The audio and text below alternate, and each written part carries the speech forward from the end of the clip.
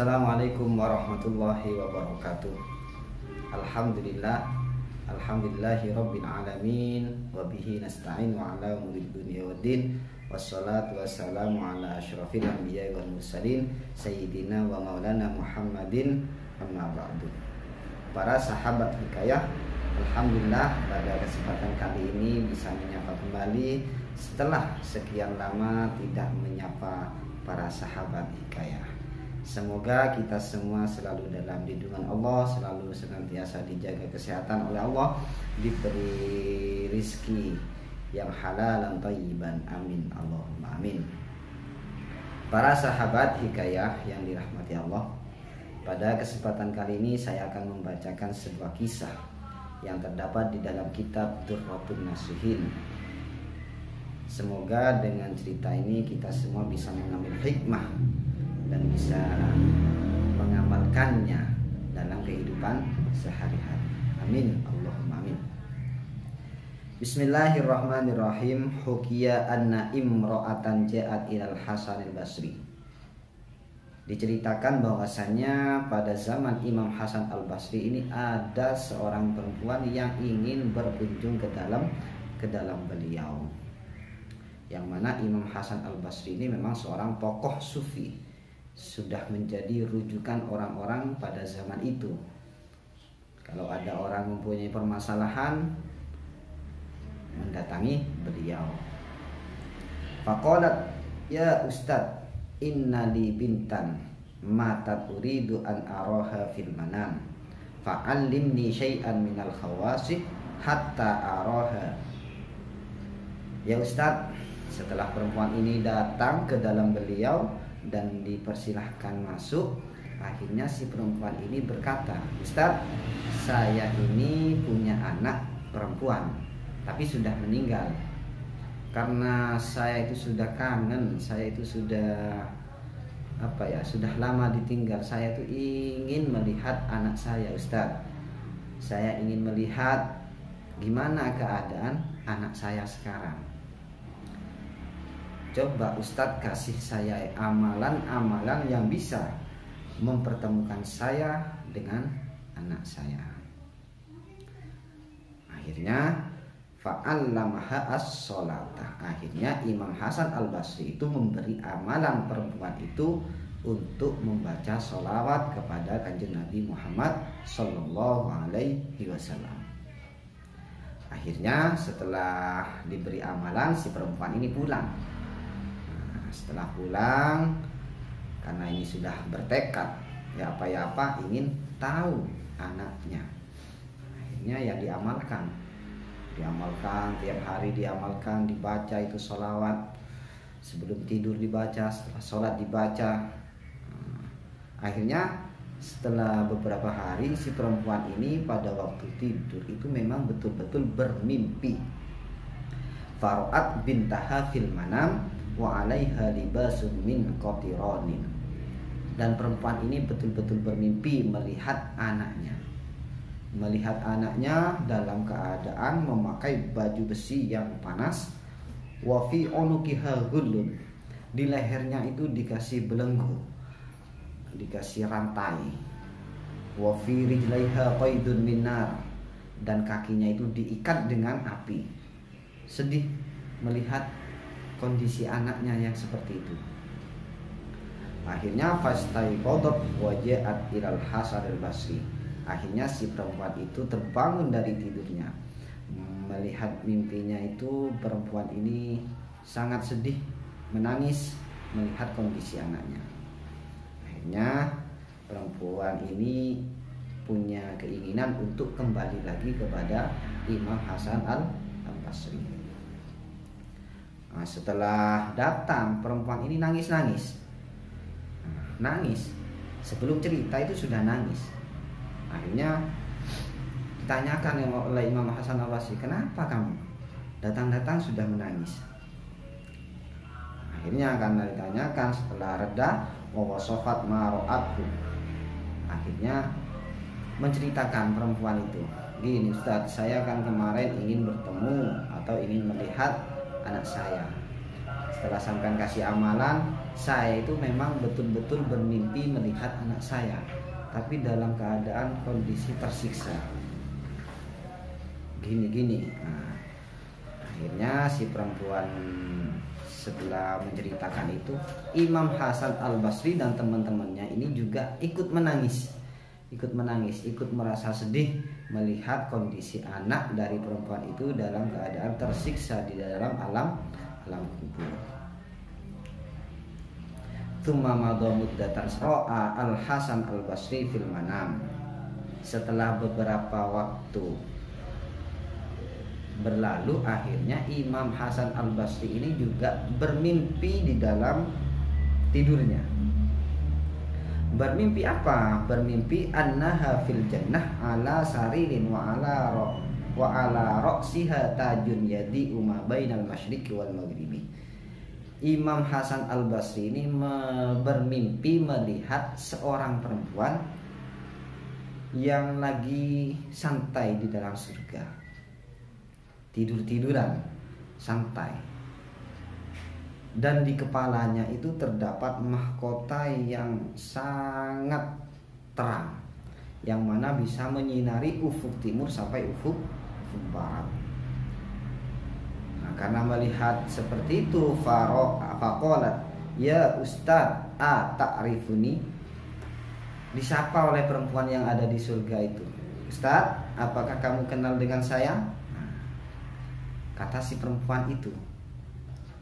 Faqala Al-Hasan rahimahullahu ta'ala, la, kata Imam Hasan Al-Basri, tidak, saya tidak tahu siapa kamu, saya tidak pernah kenal dengan kamu, makanya coba siapa kamu, perkenalkan dirimu. Faqala ana bintu tilkal mar'ati allati 'allamtaha as-shalah. Ustaz, saya ini adalah anak perempuan yang kau ajari membaca sholawat. Heran setelah mendengar jawaban perempuan itu, Imam Hasan Al-Basri ini heran, kok bisa? Padahal sebelumnya ibunya itu datang ke dalam beliau menceritakan bahwasanya anaknya itu dalam keadaan tersiksa. Kok ini ada perempuan ngaku anaknya tapi ada di dalam surga. Karena bingung, akhirnya Imam Hasan Al-Basri bertanya lagi, bi ayyi sababin nilta hadzal manzil.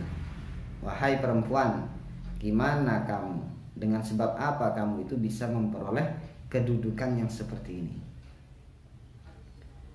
Faqalat ya Syekh, marra bi maqbaratina rajulun fasalla 'ala nabiyyi alaihi salatu wassalam marratan wa ja'ala thawabaha lana wa kana fi maqbaratina 550 insanan mu'adzabina fanudiya irfa'u anhumul adzaba bi barakati salati hadzal rajul 'ala nabiyyi alaihi salatu wassalam. Dijawab oleh perempuan itu, Ustaz, gini ceritanya Ustaz, ada seorang laki-laki lewat di area pemakaman kami, yang mana di area pemakaman kami itu terdapat 550 kuburan, yang mana di dalamnya itu semua dalam keadaan tersiksa, Ustaz. Dikarenakan ada seorang laki-laki lewat yang pada waktu itu membaca sholawat 1 kali dan pahalanya itu dikirimkan kepada ahli kubur. Nah, dikarenakan itu Ustaz, akhirnya ada suara tanpa rupa, irfa'u anhumul adzaba, disuruh angkat siksaan yang ada yang disuruh diangkat semua siksaan yang ada di kuburan-kuburan itu. Sebab itu Ustaz, disebabkan sholawatnya si rajul ini, akhirnya kami semua itu dibebaskan dari siksa kubur. Para sahabat hikayah yang dirahmati Allah, dari kisah tersebut kita bisa mengambil kesimpulan bahwasanya dengan membaca sholawat, di antara faedahnya itu bisa membebaskan orang-orang yang tersiksa di dalam alam kubur. Masih banyak sebenarnya, masih banyak fadilah dan keutamaan orang-orang yang senang membaca sholawat. Para sahabat kita yang dirahmati Allah, mari kita membaca sholawat bersama-sama. Semoga dengan membaca sholawat kita termasuk kelak diakui umat Nabi Muhammad SAW, dan juga kelak kita diberi syafaat oleh beliau. Amin Allahumma amin. Allahumma salli wa sallim wa barik alaihi wa ala alihi wa sahbihi.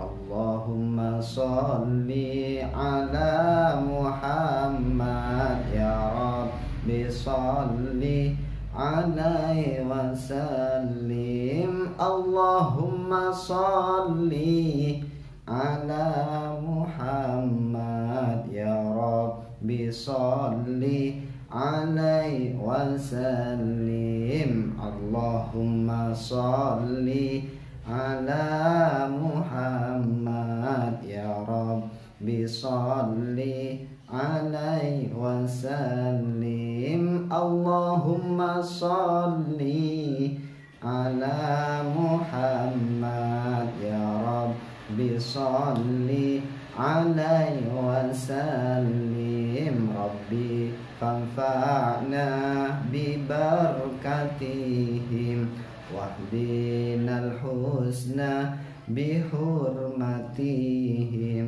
Rabbi fanfa'na bi barakatihim wahdinal husna bi hurmatihim. Allahumma salli ala Muhammad ya Rabbi salli alaihi wa sallim. Allahumma salli ala Muhammad ya Rabbi salli alaihi wa sallim. Allahumma salli wa sallim wa barik alaihi wa ala alihi wa sahbihi.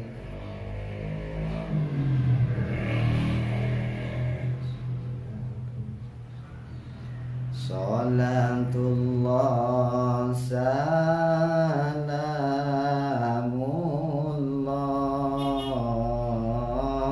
ala Taha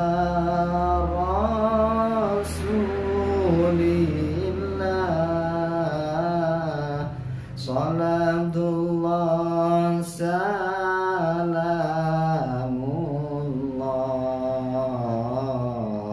ala Yasin Habibillah. Salatullah salamullah ala Taha Rasulillah. Salatullah salamullah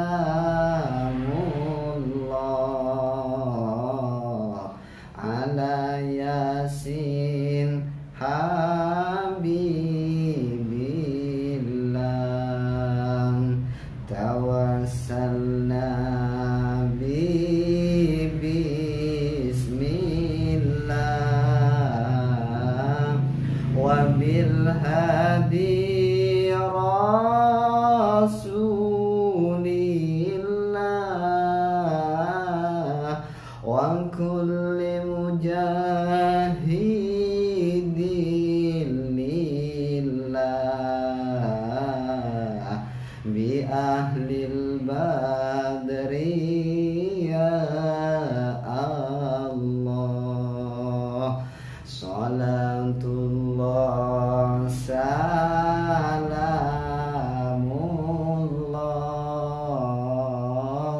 ala Taha Rasul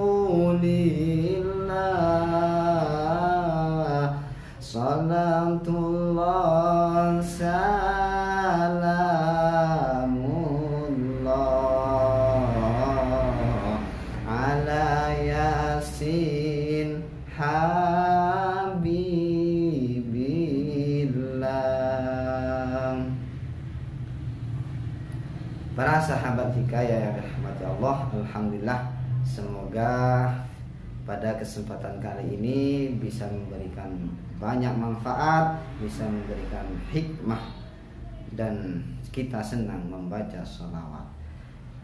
Para sahabat hikayah yang dirahmati Allah, jangan lupa selalu tonton terus video-video yang ada di dalam channel ini, channel Alam Hikayah, dan like, subscribe, dan share. Jangan lupa dukung terus channel ini, Alam Hikayah. Like, subscribe, dan share. Mungkin itu saja yang dapat saya sampaikan. Ada kurangnya saya mohon maaf. Wabillahi taufiq wal hidayah. Wassalamualaikum warahmatullahi wabarakatuh.